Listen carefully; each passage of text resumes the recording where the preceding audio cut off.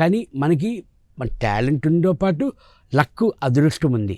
ఆ సపోర్టు మా గురుగారు తేజ గారు. నాకు ఫస్ట్ నుంచి తేజ గారి సపోర్ట్ మేడం. నా సినిమా ఫస్ట్ మూవీ జయం ఆఫర్ అవ్వడం కానీ అని ఒక్క సినిమా చేయలేదు మేడం, 5 సినిమాలు చేశాను మేడం. అంత 6 సినిమాలు చేశాను మేడం నేను. ఆ సపోర్ట్ ఉండడం వల్లే కదా మేడం. నేను మా ఇలాగా గోపురేష్ ఉంది, ఇలా రండి సార్ ఇలాగా అంటే తప్పకుండా అని నాకు జయం మూవీకి వచ్చిన షీల్డ్స్ అవన్నీ ఒక రూమ్లో నేను పెట్టాను మేడం, తేజ గారి ఫోటో. ఎందుకంటే ఇంకా నాకు ఆ లైఫ్ గాడ్ ఫాదర్. ఇప్పుడు మన కన్న తల్లి ఎంత ఇంపార్టెంట్, తర్వాత మన గురువు గారు కూడా అంత ఇంపార్టెంట్ మేడం, మన తేజ గారు. నేను పెట్టుకున్నాను మేడం.